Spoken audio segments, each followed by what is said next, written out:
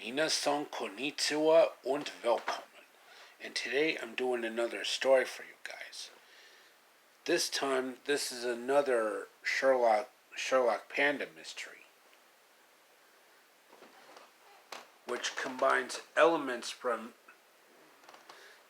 1930s rubber hose style of animation with pop culture references from the 90s and beyond. You know, like the Spice Girls, Backstreet Boys, NSYNC, and Ace of Base. But before I start, I'm sorry to say this, but over a month ago, we lost a great, iconic Hollywood icon, Olivia de Havilland. She was 104 years old. She passed on from natural causes. A moment of silence, if you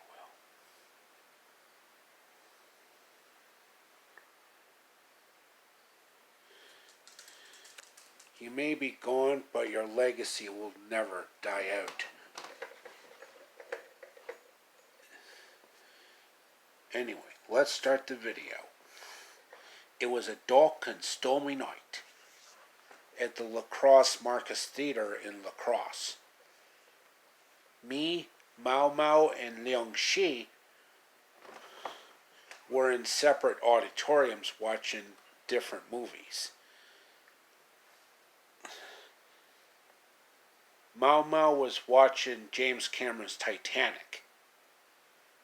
Like, do you see any moving? No, sir. None moving, sir. Check them! Careful with your oars. Don't hit them. These are dead, sir. Now give way. Is anyone alive out there? Can anyone hear me? We've waited too long. Well, keep checking them. Keep looking. Is anyone alive out there?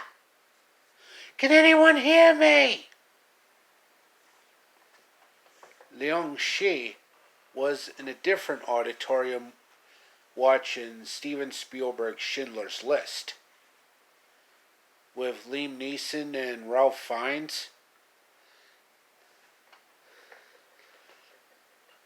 And in that particular auditorium had a silent cameo by Andre Previn, Ennio Morricone, Itzhak Perlman, Leonard Bernstein, Seiji Ozawa, and Federico Fellini. And I do mean Federico Fellini.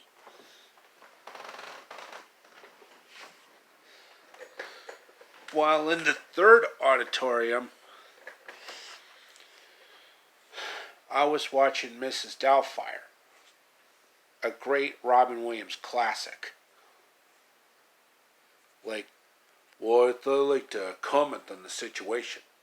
What situation? The fact that Pudgy the Parrot has a cigarette shoved into his mouth is morally irresponsible. This is a cartoon, okay? It's not a Steak and Oprah Winfrey special. Lou, millions of kids see this cartoonishly, so you just want a pack of cigarettes and saying, light up. You can't put words in Pudgy's mouth if his mouth isn't moving. Well, it's voiceover, it's interior monologue. Maybe even the voice of the man upstairs. That's even better. Don't, Pudgy, don't smoke. Actors. What? Well, let's ask the technicians. Do you think it's morally right to promote smoking to Youth America? They're biased. It's a mistrial. Daniel, listen to me. This session's costing the studio thousands of dollars. Now, if you want a paycheck, you stick to the script. If you want to play Gandhi, then do it on somebody else's time. They've got to do what they've got to do. That's real funny. Where the heck are you going? Listen, buddy, I'll tell you something. If you leave, you're not coming back in. I ain't taking any crud from you, pal. Well, in the words of Porky Pig, that's all, Lou.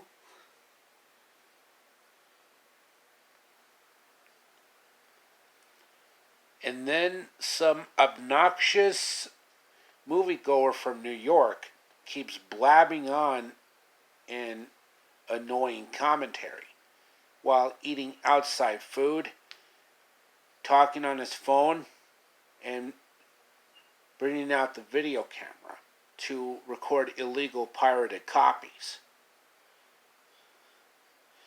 Hey, I just got back from work. Oh yeah, I've already seen this one.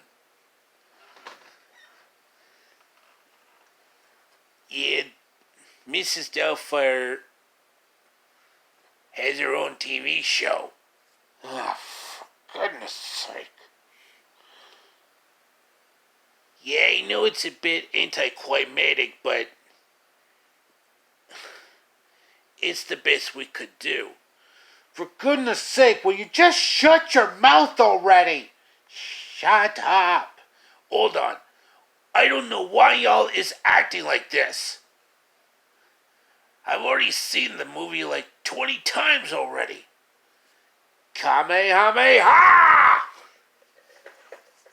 Right on.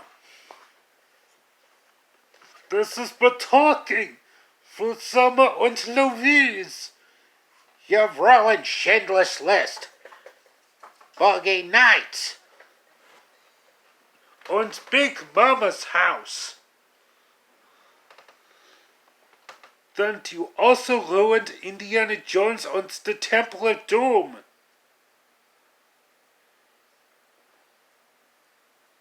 Oh, I forgot to tell you about the message for this particular story.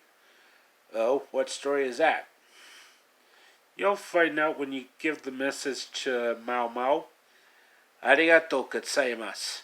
Vielen Dank. So, I pretty much sent the message to Mao Mao and Liang Shi. What kind of message is this? It says here that we have to find some Jade statue before a particular corner to start stealing it for his own personal gain. Boys, we've got another caper in our hands. What kind of caper is that, boss? You'll see when we get there. So we pretty much headed all around the world finding information on the Jade statue, which somehow originated somewhere in China, somewhere near the north of Beijing. And we see that very silent cameo by Federico Fellini again. Then a silent cameo by Itzhak Perlman, the one who did the violin solos for Schindler's List.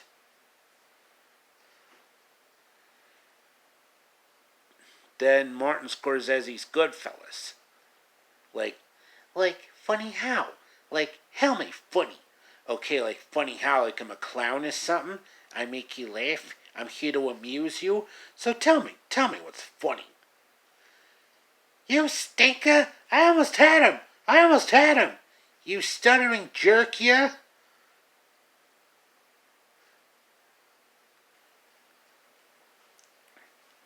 Like I said before, me, Heimlich, Mao Mao, and Liang Shi traveled around the world, like Germany, Japan, Sweden, and Brazil, Deutschland, Nippon, Sverige, and Brazil, where they respectively speak German, Japanese, Swedish, and Brazilian Portuguese, Deutsch, Nihongo, Svenska, and Português do Brasil.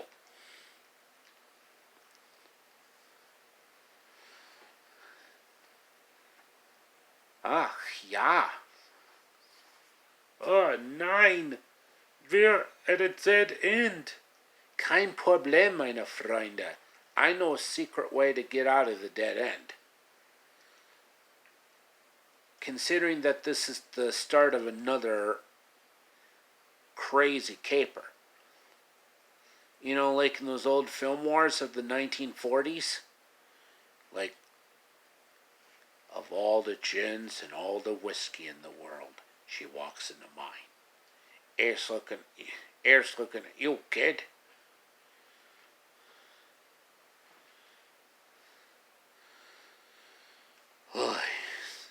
Mamma mia! Do I smell? Do I smell spaghetti with parmesan? Why didn't anyone tell me that there was spaghetti with parmesan? Uh, Byron, we shouldn't be eating at a time like this. I know, but my nose tells me that there's spaghetti nearby. Careful, secondary boss. It could be a trap. Trap? Ha! I laugh at the face of danger. I've been on so many perilous adventures throughout my lifetime. Like even helping to find Cinderella's missing slipper or Thumbelina's half walnut shell. Yeah. What's up, Doc? Yeah, pardon me, Mac. Yeah, what's all the hubbub, bub? Wait a minute. Bugs Bunny is there too? Probably eating more carrots, I believe. So we tried getting information from Bugs Bunny, but all he cared about is trying to find his way to Miami Beach. But instead he found a left turn at Albuquerque. You know, I knew I should have taken that left turn at Albuquerque. And of course Daffy Duck was there too, with his Disney rival Donald. So they let it out of the way. This is the last time I work with someone with a speech impediment. Oh yeah?